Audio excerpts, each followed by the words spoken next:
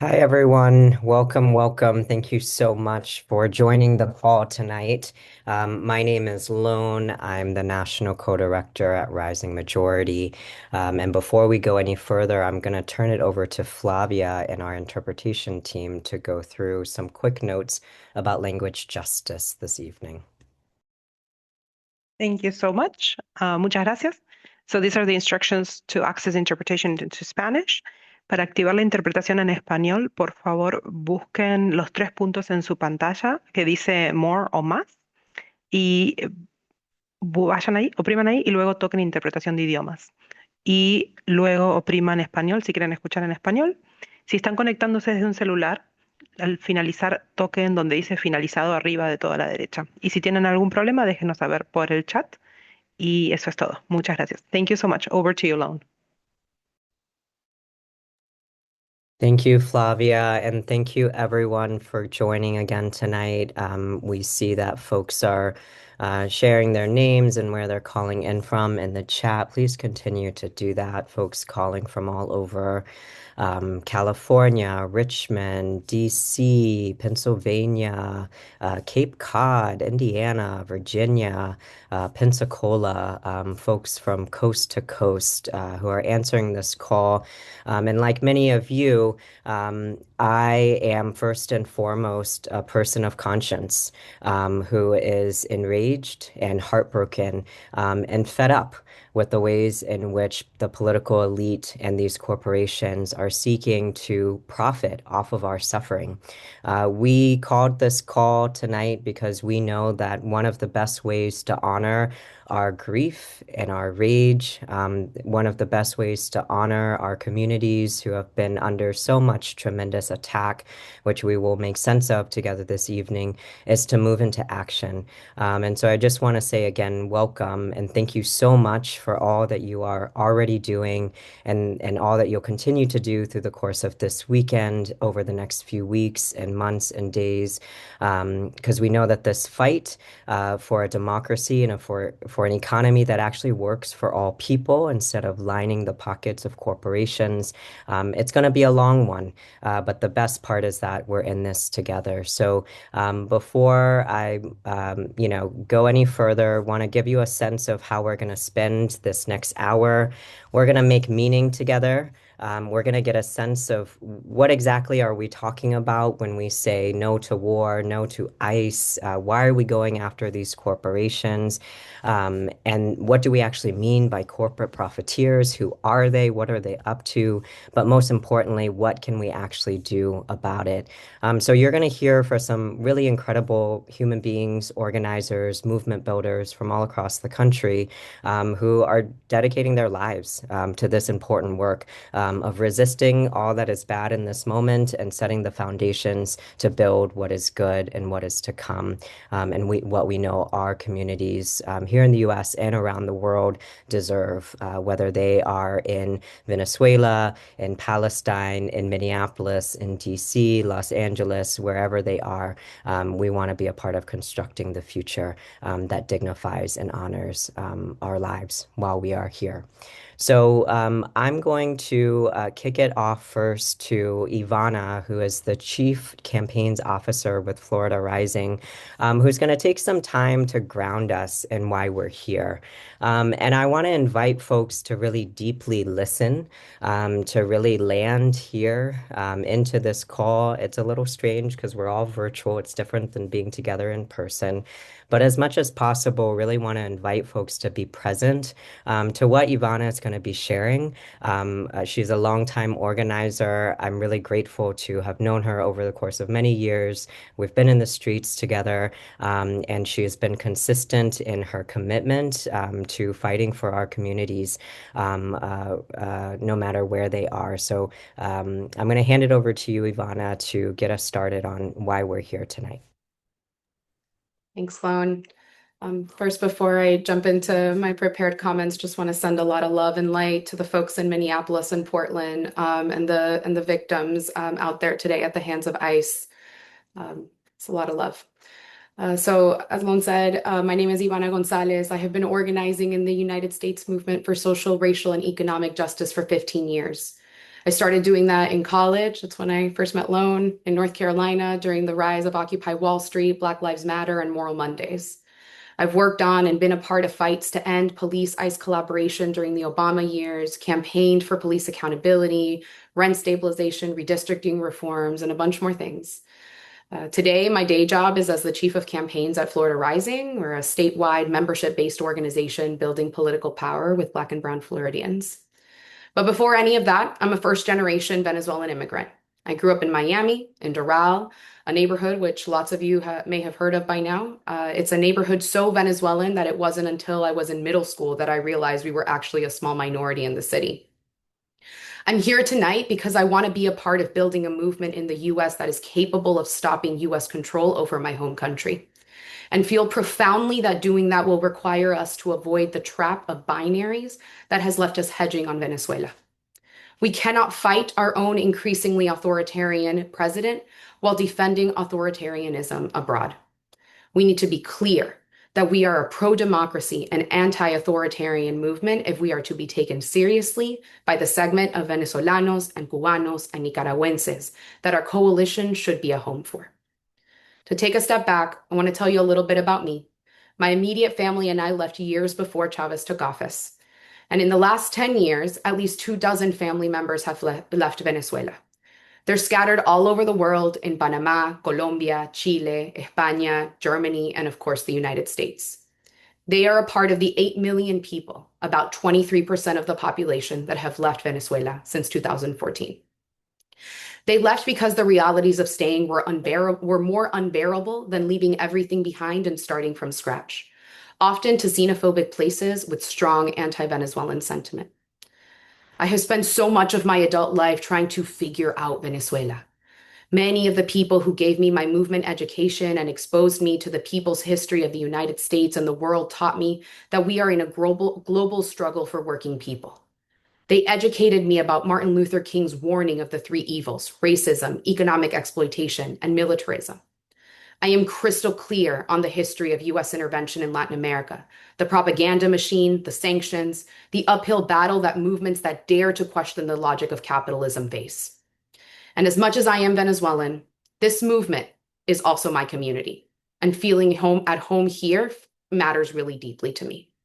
So hear me when I say that I approach conversations with my own family and content out in the world on Venezuela with a deeply critical lens.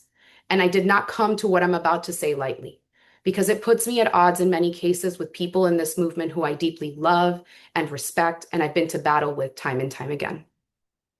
The Bolivarian Revolution in Venezuela was a beautifully big working people's political project. That movement pissed off a lot of Venezuelan elites who were content to continue living in a democracy and economic system that only functioned on the exploitation of working people. When those working people had had enough, they rose up in 1989, triggered by internationally imposed austerity measures that significantly cut gas subsidies that made oil accessible to the working people and increased bus fares. Eventually, Hugo Chavez, who was a big part of that uprising, garnered enough support among the military to stage a failed coup in 1992. He was found guilty and later pardoned by the subsequent president as a peace offering to the independently powerful military. Chavez was democratically elected as president and assumed office in 1998. There was a small wave of migration out of Venezuela soon after that. That wave is typically associated with the country's elite, though obviously that is a vast generalization. They stood up an ambitious social safety net, the kind likely many of us on this call have fought for in the US. There were hospitals and schools built, poverty and malnutrition declined, popular democracy infrastructure known as comunas brought historically disenfranchised communities into governance. That's why he handedly won many elections that were tightly supervised by reputable international democracy watchdog groups. Chavez died in 2013. Nicolás Maduro took power as his handpicked successor. And I will repeat, 8 million people, 23% of the population, left the country. As a Venezuelan, I cannot dismiss the reality shared by my people. Here in the US, living in fear of ICE after losing TPS and other protections, struggling to find work and make rent. And in Venezuela, blackouts that stop respiratory machines from working in hospitals. Hyperinflation, that means my folks who get paid in bolívares have to run to the store after they receive a paycheck to get what they need, because saving that money or waiting a few weeks would render it useless. And a real and present fear of political repression, even of people on the left at this point. People who survive Venezuelan jails with harrowing stories of torture and the ongoing capture of key branches of government. A once noble working people's political project has been undermined by the authoritarianism, mismanagement, and corruption of its political leadership. And the US's political, economic, and narrative power means that project had far less room for error. There's so much more to be said. I am absolutely cherry-picking parts of this history to share here. It leaves out common and valid critiques of the opposition in Venezuela, which has been led by ideologically right-wing leaders, though that coalition has grown to include longtime supporters of the revolution at this point. There are wonderful, smart people on this call and in Venezuela who will disagree with me and have more to add, and I look forward to the conversation when we cross paths. But I share it in this way because our mandate is to organize and build an anti-war, pro-democracy, pro-working people movement in the United States. I think about this mandate every day because of who I am, but also because of where I organize, Florida. This is in part the story my community knows because of what they've lived. So if we are to build that movement and have not just Venezuelans, but many other migrant communities who see their fates as intertwined with Venezuela's, like Cubanos and Nicaraguenses, then we have to understand and take very seriously their experience that is shared by even the most progressive and anti-Trump of my community. I want to close by telling you about my aunt. She has lived in the US for decades. She's a reliable progressive voter and activist. We joke that she's a closeted democratic socialist. It is very important to her to put democratic in there. She believes we all deserve health care, a roof over our heads, free public education all the way through college, all the things you would expect. Like me, she's been distraught the last few days, making painful, careful calculations about what to say to our friends and family celebrating. Oscillating between relief that something budged, terror at what we suspect will come of US control in Venezuela, and fear of losing our community for thinking differently. There are a lot of Venezuelans like her and me out there looking for places to take political action, but alienated by the binary thinking and language. We need them not just to be in this movement, we need them to help lead. It is imperative because it's in keeping with our values to have Venezolanos leading a US-based fight to oppose imperialism in Venezuela, and because the war machine is absolutely going to prop up MAGA Venezuelans to justify it all. My agitation to folks here tonight: we must organize our opposition. We must move like organizers, more committed to growing and building power than our binary ideas of left and right, good and bad. Sophisticated enough to act on the oft-repeated truth that no community is a monolith, and build with the Venezuelans here who we share values with, to extend empathy and a listening ear. I believe this is essential if we are to stand a chance of being taken seriously by Venezolanos like my tia, and to build the community we're going to need to survive this. So, can we build a movement against billionaire control of our economy and Venezuela's, big enough to hold this complexity, human enough to hold their lived experience and pain, mature enough to move past left, right, Democrat, Republican? I think we can. It's going to be messy, but I have to believe that we can do it. that we can unite to agree and demand that our tax dollars should sustain, not destroy life, that ultimately Venezolanos should run Venezuela, not the US, not big oil companies, and that once and for all, Venezuelans should get to set the terms. I think that with big hearts, open ears, and really, really good one-on-ones, we can win. Viva Venezuela Libre, down with ICE, down with authoritarians and billionaires everywhere. I'll see you in the streets.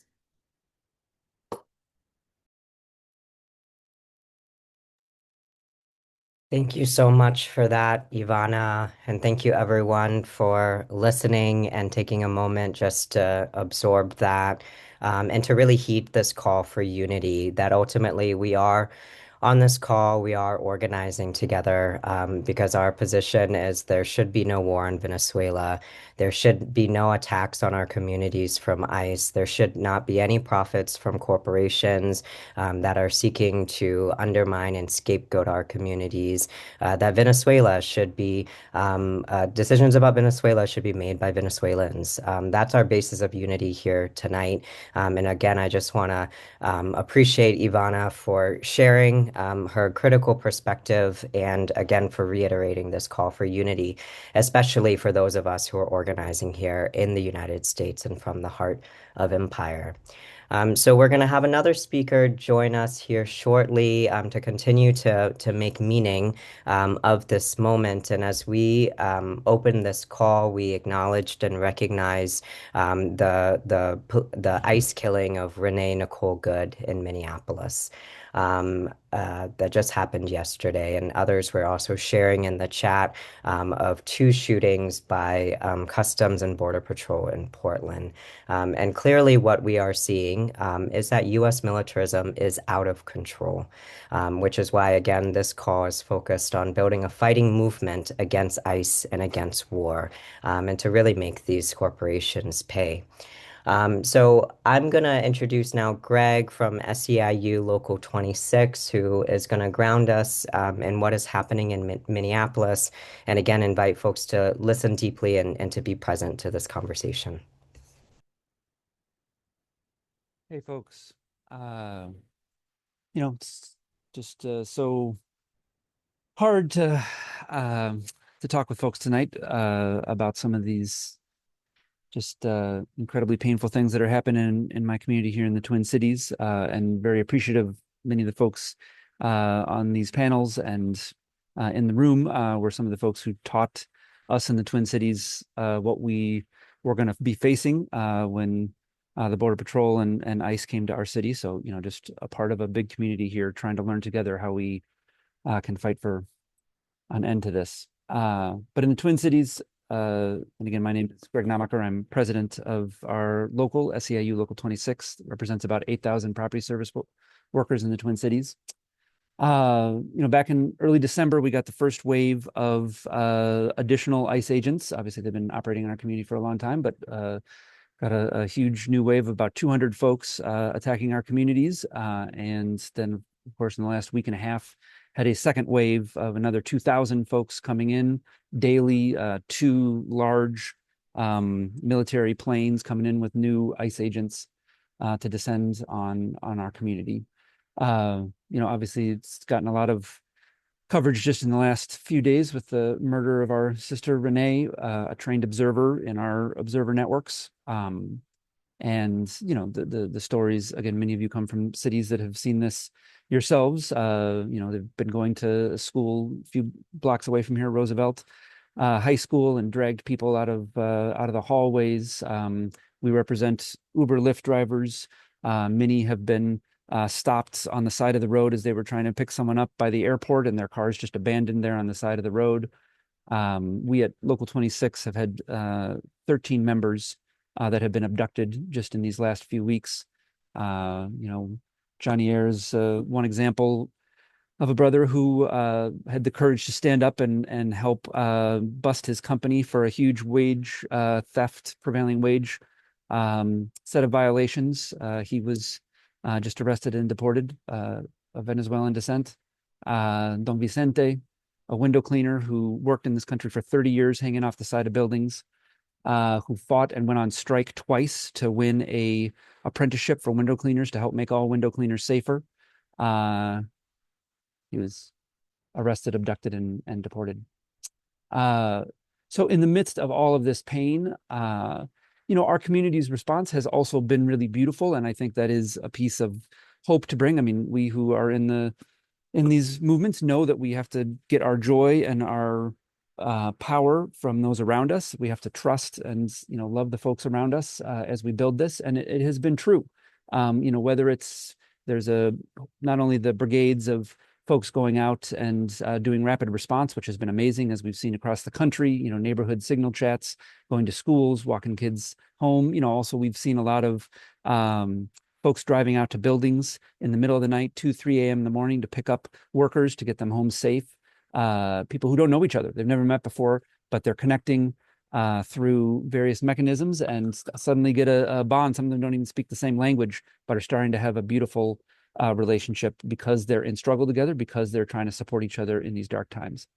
We've had some incredible responses in the actions. We've had 3 actions of over 10,000 people since ICE came to town, and we had almost 80,000 people in the month or so before.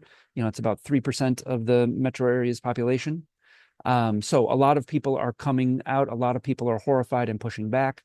And increasingly, we are locally trying to also really hold up the corporations that are at the center of profiting for this. Signature Air is one example out at our airport, removing the beautiful brothers and sisters that have been abducted by these planes out to other holding territories. We're now finding in less than 6 hours after people are abducted, they're moving them out because the local jails here are so overwhelmed. And others like Hilton Hotel. There was some stuff that you might have seen in the paper around their profiting on this as well. So we know that behind it, these corporations are profiting off of this deportation machine. But at the end of the day, I think this is not unique. We've seen this now in many communities, and unfortunately, it's coming to many more communities. We really believe that the real objective is not just terrorizing families. It's not just breaking the standards that unions have fought for, like ours, by taking out the leaders and taking out the people who have fought for these wages and benefits. But it is fundamentally to build up an army to target and remove domestic opposition to the billionaires' agenda. And so while their focus is clearly on immigrants right now, be they from Somalia or from Latin America, we know that these tools are being developed in order to use on any domestic opposition. And, it continues to be a hard conversation with other unions, with other folks that are not directly impacted right now, about how much these are the sharpening of knives that will be used on the rest of us. And our chance to stop this is now, not later. And we know that this is not the only militarized wing of our federal government trying to impose a billionaire's agenda, but the exact same tools are being used on Venezuela and projected for many of the peoples of Latin America, be they Colombia, Mexico, Cuba. We see these as the same fight, and we're just proud to be here today with all of you to fight together against it. Thank you, Greg. Really appreciate that and the reminder that we have to organize to stop it now and not later. And it is hard to speak about. So also just encouraging folks after hearing from Ivana and Greg to take a breath. If you have forgotten about your breath in the past few minutes here, just take a breath, and glad you're still here with us. So we're going to start shifting gears now to talk about what can be done about the situation that we are in. So I'm going to pass it over to Saqib, who is with Acre, to talk about who these corporate profiteers are and what we can do about them. Thanks, Sloan, and thanks so much to Yvonne and Greg for sharing their really powerful stories. Hi everyone, my name is Saqib Bhatti. I'm the executive director of Acre and Bargaining for the Common Good. It's really just been such a rough week, and so this is like right where I feel like I need to be tonight with nearly 1,000 of us here in this room. Um, over this past week, we've seen Trump and the Trump regime cross multiple red lines, right? First, he invaded Venezuela, as he said himself, for oil. And then, of course, yesterday we all witnessed the horrifying murder of Renee Good and Of course, right before this call started, as we've heard already, was the news that Border Patrol had killed or had shot two more people in Portland today. What we're witnessing is a regime that has no interest in working for us, but only for Trump and his billionaire backers and corporate interests. But before we get into the details, I want to jump right into why we're here. Because we, the people, are the only ones who will stop this regime. It's us. And that's why this Saturday, we're taking to the streets to say no ICE and no war. So you can head to Mayday Strong to find an event near you or to host one. So let me tell you a little bit about the billionaires who are our targets and why targeting these corporations is critical to how we win. So two of this regime's billionaire buddies are Palantir's Alex Karp and Peter Thiel, who are some of the biggest ICE villains around. Right? Palantir's surveillance systems are critical to the ICE machine that's been terrorizing our cities since last January. They harvest all of our data and then use it to help ICE locate immigrants. Alex Karp and Peter Thiel are very close to Trump, and Thiel is actually JD Vance's mentor. Right? It's no surprise then that they're among the billionaire profiteers of Trump's authoritarian agenda, winning billion-dollar contracts paid for with our tax dollars. And of course, at the same time, Trump has made crystal clear that the attacks in Venezuela are similarly driven by the interests of the mega rich, in this case, big oil conglomerates. So Chevron is the only US-based oil company currently operating in Venezuela, which means that they're the company best positioned to profit from a US occupation. The other big winner from the occupation of Venezuela is billionaire Trump supporter Paul Singer, whose hedge fund recently bought Citgo in a forced auction ordered by a US court as another act of economic imperialism, right? Because before that, Citgo had been the US subsidiary of Venezuela's state oil company. So let's be clear about who Paul Singer is and how he's made his billions. His hedge fund is known for investing in distressed assets around the world and driving entire nations into bankruptcy. Singer's hedge fund buys the debt of countries like Argentina and Puerto Rico for pennies on the dollar, and then forces those governments to pay him many times more than what he paid for the debt. In order to pay him back and to pay back that extravagant debt, countries are forced into austerity budgets that screw over local communities and destroy public services. Singer has been extracting wealth and resources from communities in Latin America for decades, and Venezuela is just the latest target of his cash grab. So this Saturday, we're calling for actions all across the country to end the occupation of our cities by ICE and to end the occupation of Venezuela by our military. We already have over 50 actions in 18 states on our map at maydaystrong.org.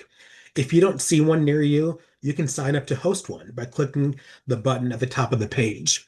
We really welcome actions wherever it makes sense in your community, but especially encourage you to find a Chevron or Citgo gas station near you. Why? Because Chevron and Citgo are already running scared. They don't want to be tied to this regime's reckless occupation of Venezuela. They don't want to be in the news. They want to make their money from consumers who don't care what atrocities are committed at the other end of their pump supply chain. If this administration backs out of the Venezuela occupation, it'll be because we've turned up the heat on the corporations that benefit the most. So let's make it happen. And this Saturday is just the beginning. We want you to protest Chevron and Citgo this Saturday, the next Saturday, and every Saturday after that until these companies back down. We know that we can win, right? If you've never hosted an action before, we've got you covered. We have a host toolkit at bit.ly/no ice no war. We'll drop that link in the chat. That tells you everything you need to know and has social media graphics, a sample press release, a conversation guide, and flyers to hand out at your actions. We'll also be hosting office hours tomorrow for folks to ask questions, and we'll talk about that later on this call. So please sign up now to host an action at maydaystrong.org. We also want to use these actions really to talk as a way to talk to our neighbors about what is happening, about the occupation of our cities and the occupation of Venezuela. The reality is that both the violent immigrant crackdown and the occupation of Venezuela benefit a billionaire agenda that prioritizes giving massive payouts to greedy billionaires and corporations instead of our agenda, meeting the basic needs of our communities.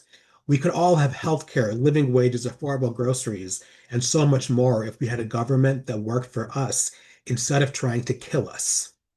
So let's make our voices heard. Who's with me? Let's see it in the chat and with emojis. Right. Let me know in the chat and let's know let us know also if you've actually gone to Made Us Strong and signed up to host an action.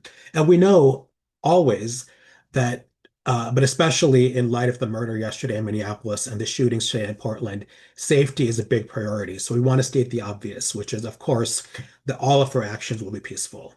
We don't want to get into confrontations with customers or workers at the gas stations or in your communities. In fact, we've included in our toolkit a flyer that you can use to try to engage gas station workers in the conversation. Because the reality is that we're all on the same side as workers versus when it comes to workers versus the billionaire class. I also want to call out that the map in our toolkit, which is from the American Friends Service Committee Boycott Chevron map, it highlights gas stations owned by Chevron directly.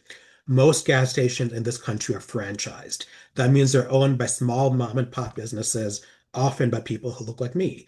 And the primary connection to Chevron or Citgo is that that's where they buy their gas. They buy gas from that oil company. So when I was in high school, my parents used to own a Citgo gas station about 25 years ago. So let me tell you, the margins on the gas for franchisees are very, very slim. There were times when my parents lost money on every gallon they sold because the oil company was ripping them off with high prices. Right. So gas station franchisees and workers are very much at the mercy of the big oil conglomerates, and they're also exploited by them daily. They are not the enemies, and we're not here to pick fights with them. We want them on our side. So I know it hardly needs to be said, but of course, always be respectful to all gas station workers and of everyone we interact with at these actions. And we have a guide in our toolkit for how to de-escalate potential conflicts as well. So please head to bit.ly/no ice, no war to access the toolkit and get everything you need to host an incredible action this Saturday. I also want to recognize that there are many actions happening this weekend, some spontaneous, some organized by other incredible organizations. We're proud to be in solidarity with all of them, and we're speaking with a common voice. Get ICE out of our communities and end the military occupation of Venezuela. Honor the life of Renee Good and the lives that are at stake in Portland. So now, before I hand it off back to Lone, we're going to do a quick poll. So please, there should be something popping up. Please let us know if you will host or attend an action this Saturday. Thanks, everyone. Thank you so much, Sakib, for giving us an overview of the action this weekend and spelling out why it is so critical that we take this battle to the doorsteps of these corporations, which again are going to get billions and billions and billions and billions of our tax dollars, while so many communities are under siege, while the threat of war on Venezuela is heightened, while ICE is occupying our communities. So make sure that you complete that poll just so that we can get a sense of the nearly 1,000 people who are on the call tonight. If you can host an action, that is awesome. If you can join an action, that is awesome. And maybe you can't host one on Saturday, but you can host one on Sunday, or you can host one on the next Saturday. Some of you may already be out in the streets for a march, for a vigil, for a demonstration. Go ahead and look at these materials, print them out, take them with you so that before or after that march, you're headed to the nearest Chevron or Citgo location in your community and having these one-on-ones and conversations and really bringing more and more of our neighbors into this movement for fighting, fighting for working people and turning some of these corporations upside down. So those links are going to keep getting dropped in the chat. And next, I am going to introduce Ana Lilia, who is on leave currently from her role at Popular Democracy because she is running for Congress. And she will talk about how the attack on Venezuela is a dangerous power grab by the president that continues a very long, very shameful history of U.S. interference in Latin America. Thank you so much, Lone, and thank you all. I'm so grateful to be in community tonight. You know, in these moments of horror, it's so critical that we turn towards each other, that we do not allow ourselves to submit to the isolation and the despair that they wish upon us. I am so grateful to be with y'all, movement family, because you fill my heart. As Lon said, my name is Ana Lilia Mejia. And I am usually joining you as the co-ED for the Center for Popular Democracy. Although, again, as Lone shared, I'm on leave so that I could run for Congress in New Jersey's 11th Congressional District. And I'll admit that I did this because I was sick and tired of the constitutional overreach by this administration. And I was definitely sick at the anemic response to explosive authoritarianism from far too many of our leaders. Because my race is in the beginning of the year, it's actually on February 5th, just about 4 weeks away. I realized that it was an opportunity to run as an organizer and use this moment to push other Democrats, other candidates to be bolder, to name the problem and to fight to protect us. Because y'all, as an organizer, like many of you, I think that we need to use every single tool at our disposal, and that includes running ourselves in this moment and challenging any Democrat that isn't actually standing up to this explosive authoritarian regime. Now, y'all, whether or not we agree with Nicolas Maduro or we agree to denounce the corruption he is accused of, it doesn't matter because Trump's strikes on Venezuela and the kidnapping of a leader are illegal, period. We know that, y'all, the Constitution is crystal clear. Only Congress has the power to declare war. Only Congress has the power to invade another nation, and not a president, no matter who is in office. Bombing another country, seizing their president without authorization is reckless and dangerous. It puts all of us at risk. We know that this is a violation of international law and it risks a wider conflict that can upend our government and our balance of power. And so we should care about what's happening in this moment because it has a ramification, an impact across the globe and at home. This isn't strength. This is a dangerous, dangerous power grab by this incredibly rogue and corrupt executive. Now, we need to demand that our representatives act to impose accountability on this administration, that we must hold them accountable for all of these repeated lawless actions, and that we must insist that lawmakers assert their constitutional war powers and force the president to remove armed forces from and hostilities from Venezuela that he has clearly started. So, I know that Americans wish to live in the land of the free and not the reckless and the dangerous. And so I'm ready to respond to the call that Saqib and Lone have put out for us. I am ready to go. I'm knocking on doors for a race, and I make a commitment to ensure that every single one of my canvassers and volunteers, that I am telling people on the doors that this moment we should be paying attention to this and taking action. I make that commitment. I hope you make that commitment as well. Thank you, Lone. Thank you, Saqib. Thank you, Movement family, for organizing so quickly and responding as we must. And thank you, Ana Lilia. We appreciate you, and we are so grateful too for the reminders that there are multiple pathways to take on the crises that we're seeing right now, and we have to utilize all of them. We should not leave any power on the table. So next, I'm gonna invite Brittany to join us, who's the director at About Face Vets Against the War, who's going to talk a little bit more about all of the ways that we can be confronting this kind of corporate power. Good evening, Movement family. It's good to be with you. Like Lone said, my name is Brittany Ramos de Barros. I'm a proud member of About Face and currently the organizing director. I am so glad to be with you all tonight, to be getting into these critical nuances, to be refusing to approach these issues as if they're separate, siloed issues. As a veteran, some of you have heard my story. I joined the military in a time where I was being told that I was going to go fight for democracy of another people, that I was going to fight for freedom for them, or that the operations that we were doing were going to help make Americans safer. And it was devastating to find myself helping to occupy someone else's country And for it to take that, for me to realize that I had been lied to and manipulated, that I signed up willing to serve and sacrifice and hungry to be of service to my people and to people in general, and that disingenuous politicians used that willingness to serve for their own profit and in service of corporate executives who made just insane amounts of money off of what turned into decades of war. And in this moment, it's disgusting to see those same politicians in some case try to sell us the exact same bullshit. And that's what it is. We're not buying these lies. We're not buying it. And so today, we're in a moment where we have an opportunity to carry forward the lessons that we've learned from the last decades of anti-war organizing. And a couple of those lessons are, one, that we cannot allow these issues to be separated. We know that the so-called war on terror was leveraged as an excuse to terrorize and attack communities right here in the United States as well.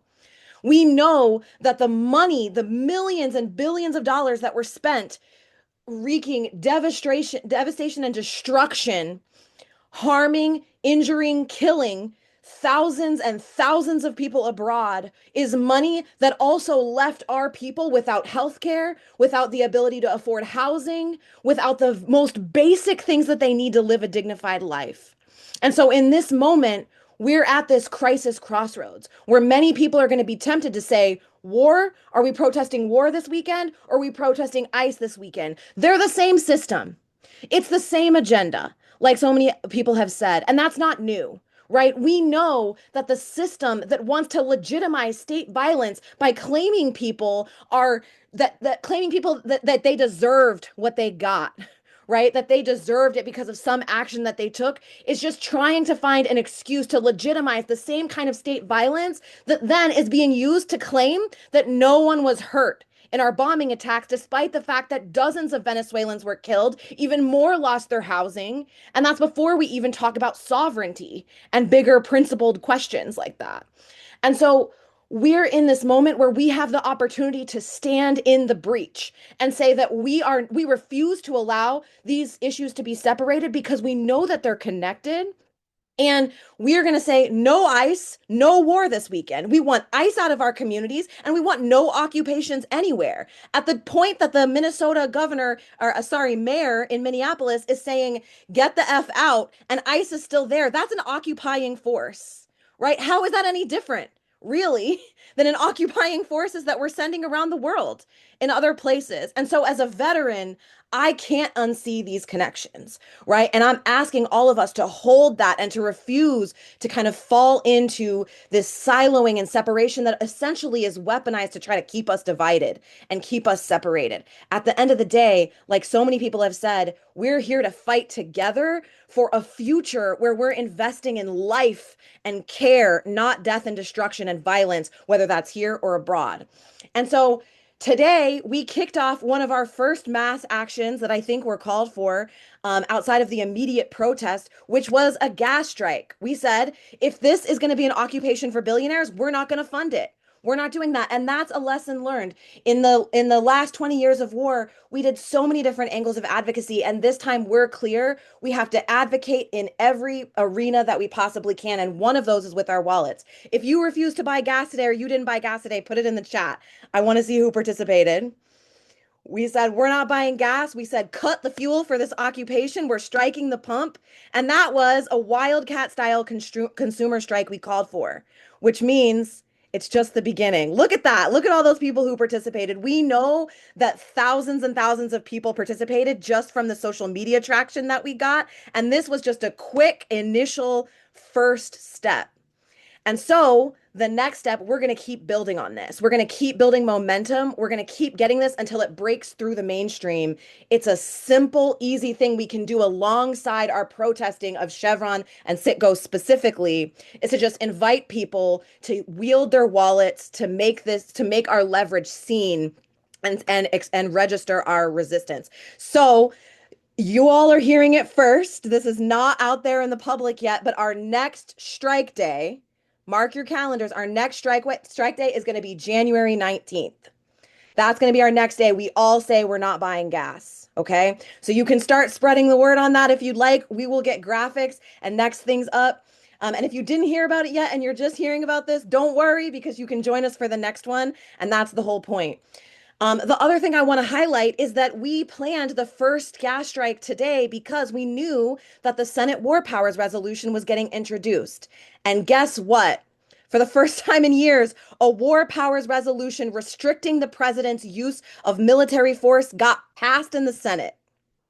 The Senate passed the War Powers Resolution restricting militarized force in Venezuela. And so now we have to keep up these protests to make sure that Congress in the House continues to feel the pressure. And that's an example of how we can take all of these tactics and wield our leverage to impose a cost on those who are working against the will of the people and to make sure that our voices are heard and that our government starts to actually do what we want and serve the needs of our communities. Thank you so much for being here, being a part of this. I expect to be in the streets with y'all for weeks to come because our communities are in crisis and we have no choice that as the horrors persist, so must we. And we will not allow fatigue or demoralization or cynicism or any of those things to feed what our enemies hope is that we'll just get too tired or we'll get too overwhelmed. No, everything that happens from a place of love deepens my determination. And I hope that you're able to tap into that love of our people that fuels your determination to keep fighting in this moment too. Thank you so much, Brittany. So if you're feeling fired up after Brittany just spoke here, just drop ready to go in the chat. You're fired up and you're ready to go. Just drop that in the chat. If you're ready to go, let's do it, y'all. All right. And as you're doing that, 90% of us on this call said we are either hosting an action or we are joining one this weekend. So that's pretty good. Let's keep the energy up. You join this call tonight. Go ahead and recruit 3 more friends tonight to join you. See if you can stand up an action on Saturday. See if you can stand up 2 actions on Saturday. Make a route, make a map. Maybe there's multiple Chevron and Citgo locations in your city, but we're ready to go. And to that point that Brittany made so beautifully about the connections, we know that it's from Venezuela to Minneapolis, but it's also from Gaza and Palestine to Venezuela to Minneapolis to DC. This question of US militarism and the profiteering that corporations are able to do while literally tens of thousands, hundreds of thousands of people have been under genocide for more than 2 years, is something that we also want to continue to keep at the center of these conversations and the center of our growing movement. So I'm going to pass it now to Danny, who is a member of the Boycott Chevron Steering Committee and the U.S. Campaign for Palestinian Rights, to talk more about why we're going after Chevron and the lessons that the Palestine movement have taught us about taking on corporations. Thank you so much. Thank you, everyone. My name is Danny Marzuka. I use they, them pronouns. I am U.S. Campaign for Palestinian Rights Digital Organizing Manager, and I am Palestinian, and I am pissed off to see this evil empire continue to expand into Venezuela and beyond. There are so many communities that are affected by US capitalism and imperialism, and there really is no ceiling to the brutality that is possible that can come home and also expand throughout the world in a system like capitalism that necessitates infinite growth on an earth with finite resources.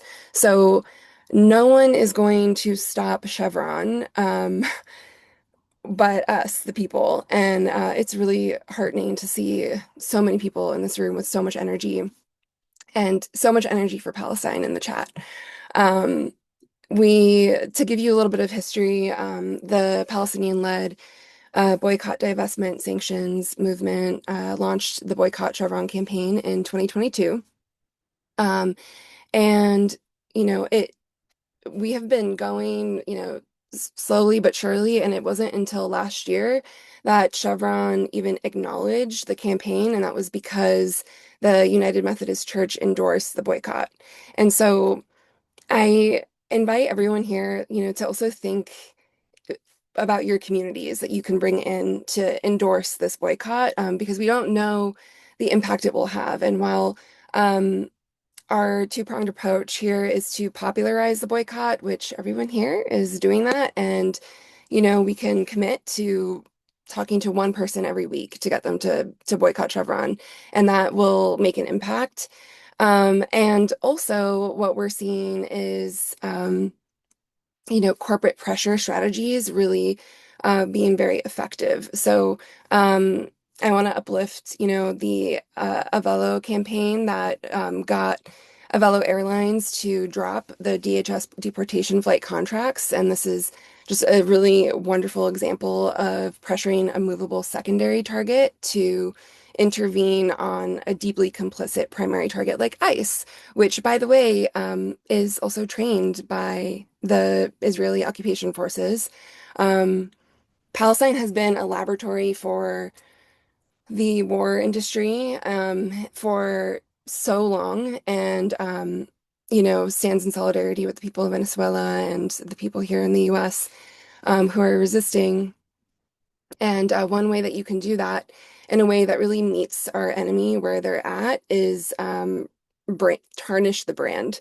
So right now, Chevron, they sponsor events in communities to give local communities warm, fuzzy feelings about the brand. But what we really should be thinking about is the human cost. For example, for me, when I see a Chevron station, I don't know if anyone else here saw this footage of a man early in the genocide being run over by a tank while he was alive. And I think about that man, and I wonder if, Chevron gas was in that tank that, you know, that ended his life in such a brutal, horrific way. Um, this is like a very, very human campaign to be getting involved in, and I hope that we can continue deepening the pressure from our bones to stop this industry from thinking that they can continue to push the line. It's already been said here that Chevron is the only U.S. oil company in Venezuela, and what hasn't been said is that Trump actually convened the oil executives the full month before invading Venezuela and did not alert Congress. So, you have to wonder, like, at what point is Chevron an imperial asset? And actually, is it that our nation are assets to these corporate oligarchs?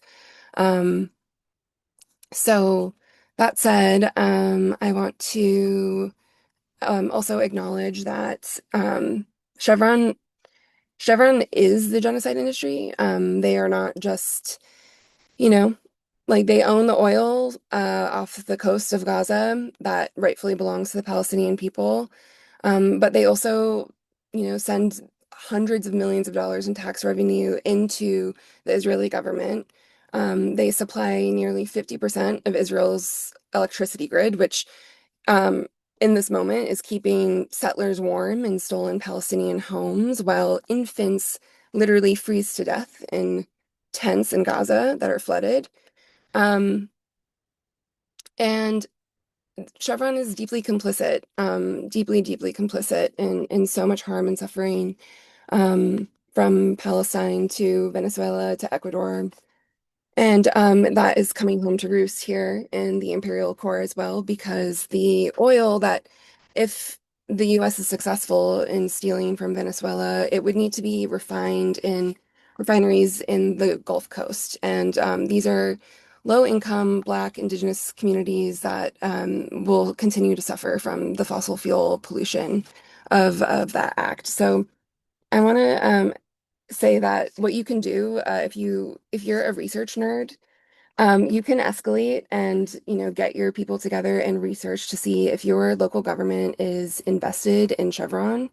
You can pressure your local officials to divest from Chevron. You can look at the map that has been referenced so often. It's such a good map. You can filter for like sponsored events and see if there is an event in your area. If there is, there's likely already a group that is organizing to demand that this event drop Chevron as a sponsor, which has been successful. The Denver Colfax LGBT Center dropped Chevron as a sponsor for one of their events in the last year, and there's a lot of momentum here. So there's going to be links in the chat, but we just made this flyer that you can pass out at protests to protest the invasion. There are stickers you can print out. There are grassroots artists that are making incredible zines that just really paint a picture of how Chevron is draining the life force out of humanity and the earth. And I thank you all for all your solidarity, and we can win and we will win. We have no choice because we can't live on this earth the way that it's going. So we really have, in the words of the late Assata Shakur, we really have nothing to lose but our chains. So with that, I'll hand it back. Thank you all. Free Palestine.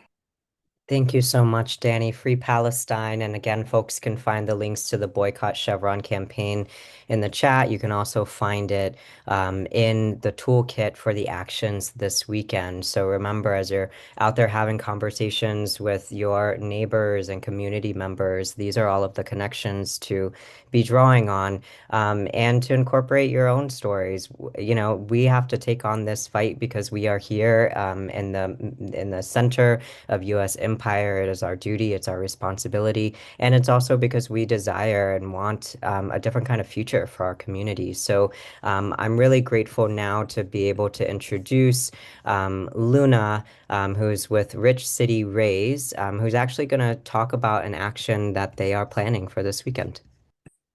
Thank you so much for the introduction. Hello, friends. My name is Luna Angulo. I'm an organizer with Rich City Raise and a steering committee member of the Richmond Progressive Alliance. I was born and raised in Richmond. I organize with Rich City Raise, and our organizing is based around empowering people to reclaim their right to live in relationship to the land and to the water, and use that relationship as a foundation for taking action directly against the corporations that are harming our people and our planet. This Saturday, we are mobilizing people to the gates of Chevron's biggest operation in California, the Richmond refinery.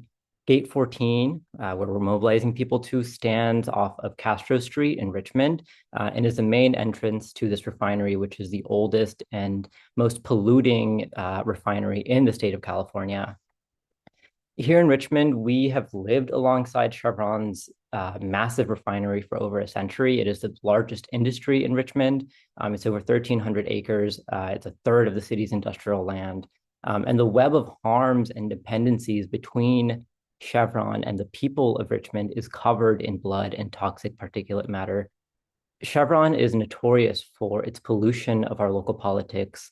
They have spent millions over the last decade to reach their blood-covered hands into City Hall and fund nonprofits that spread their propaganda. They spend millions trying to get their city council members elected, all while killing us slowly. They poison our waterways, they flare into our backyards, into our community gardens, and their petroleum pipelines run directly beneath our elementary schools. That is not hyperbole. You can look it up. They run fuel right below Perez Elementary School in one of Richmond's highest populations of Black and Brown residents. And Richmond is economically dependent on Chevron to keep the lights on because of Chevron's political manipulation in the city. We are looking to build a Richmond that is beyond Chevron, beyond fossil fuels. And they use the fact that over a quarter of the city's budget comes from Chevron's taxes to scare community members into believing that we need them to survive. And we know that that's not true. Richmond's Black and Brown communities have been sacrificed for over a century for the benefit of the rich and wealthy of this country. That is the goal of racial capitalism, to exploit our communities and our land to death. From Myanmar to Ecuador and to Palestine, Chevron is fueling global catastrophe for profit. Now, Chevron is poised to make an awful amount of profit off of war in Venezuela. That is why we're taking action directly to the gates of Chevron's refinery in Richmond, California. We refuse to sit by as Chevron continues to fuel the US war machine. They work hand in hand with the federal government to spread imperialism globally. And now communities all over the US are being terrorized by ICE agents. Trump and his corporate friends are violently targeting our immigrant neighbors at home, and their war abroad will cost so many more lives. While regular people are struggling to buy groceries, corporations will get richer as we pay the price.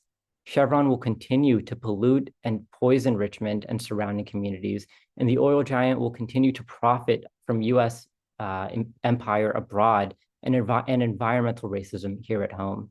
We stand united in demanding an end to the Venezuelan occupation and a removal of ICE agents from our communities. We know that every dollar that is spent in war overseas or at home is a dollar that we paid for with our taxes. Are dollars that could and should go to helping communities thrive.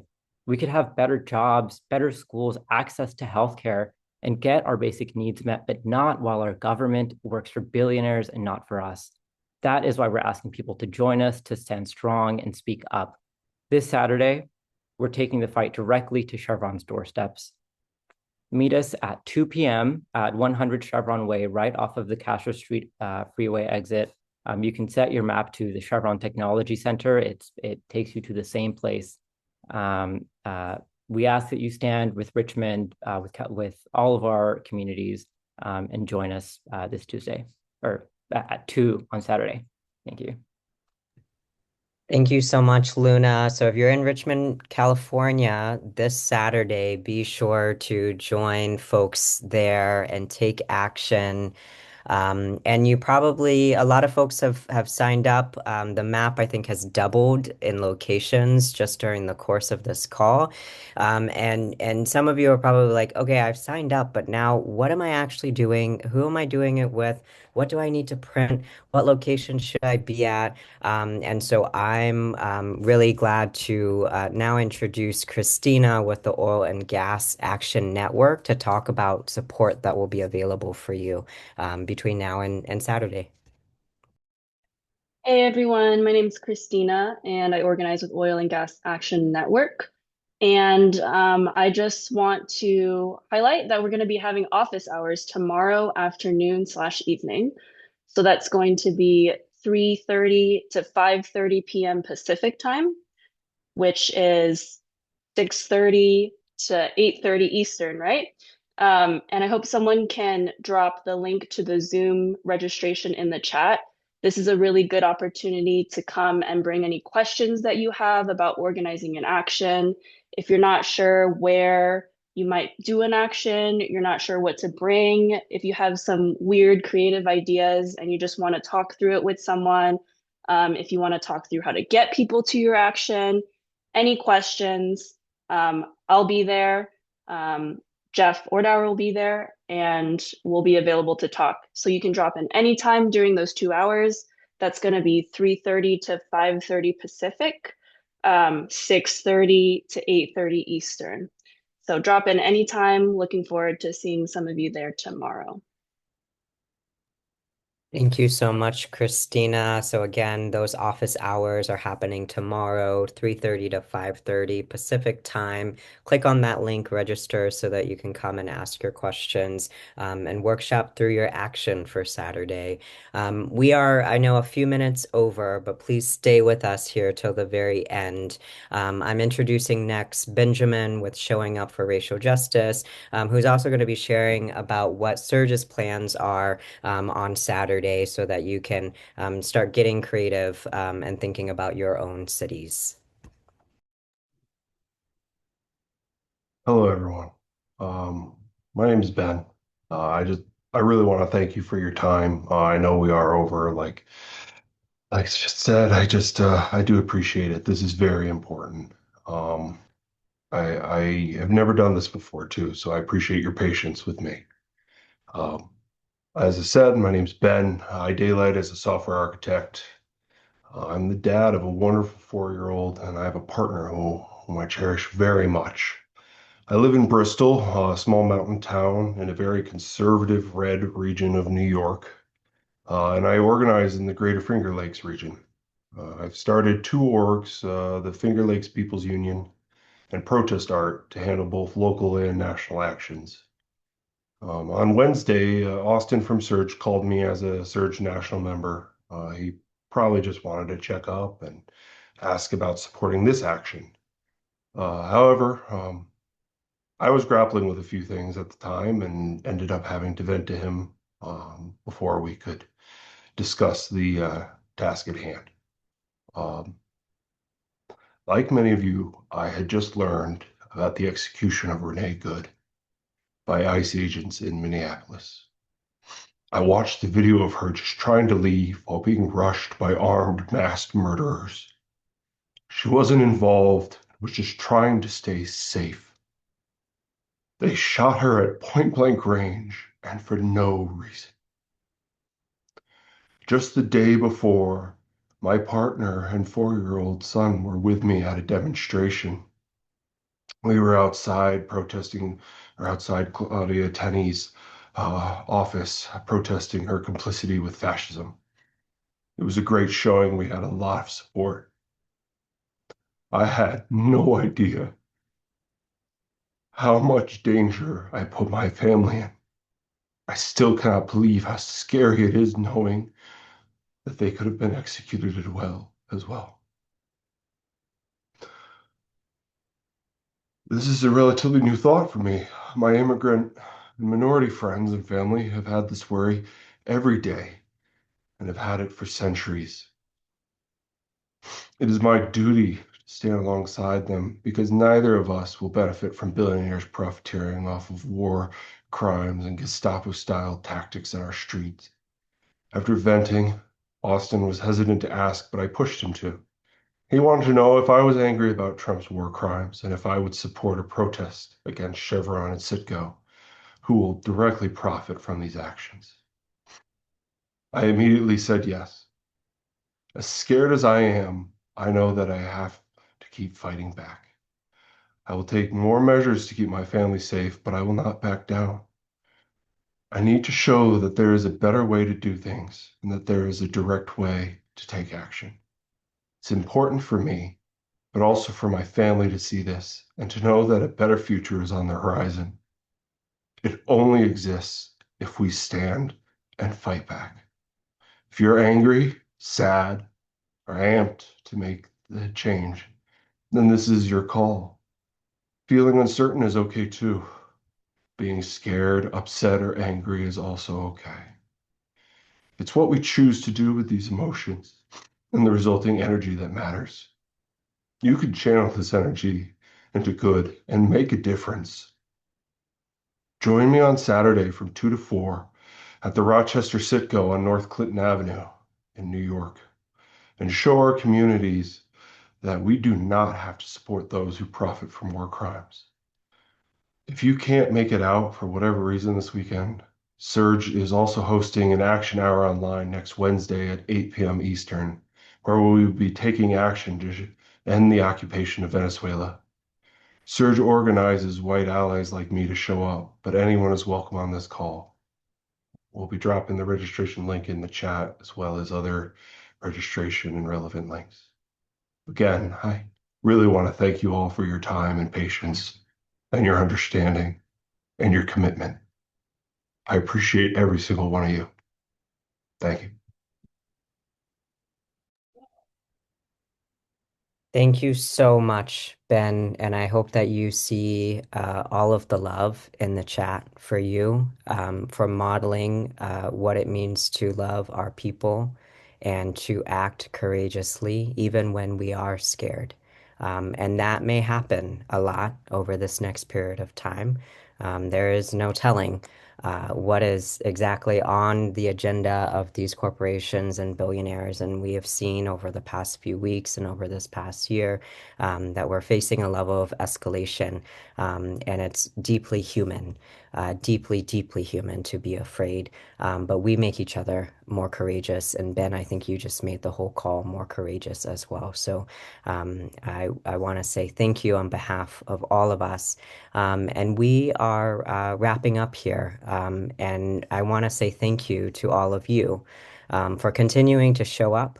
Even in really, really hard times, for making meaning together, and most importantly, for taking action. We are going to pause the chat for a second so that we can reshare those links to the toolkit, to the map, so that you have an opportunity to save those. Again, the invitation is this Saturday, January 10th. Meet up with your friends, meet up with your neighbors, find these Chevron and Citgo locations. Go out and organize and have these one-on-ones, and connect with people and change the hearts and minds of millions, which is our political task right now, who we are sure deep in their bodies are reading the landscape and can see that the way things are not how they have to be. But our victory, our winning, as so many folks have spoken to beautifully tonight, it's not automatic. We do have to fight for it, and we'll get there much sooner by doing it together. So thank you again. No ICE, no war, no occupations of any kind, whether they be in Minneapolis, in Venezuela, or Palestine. We can move these trillions of dollars from warfare and militarized violence and the kidnapping of our neighbors to housing for all, healthcare for all, good jobs, clean water, clean air. We can make it happen. And thank you to those who, this might be your first action, this might be your 100th action. There is nothing that is too big or too small right now.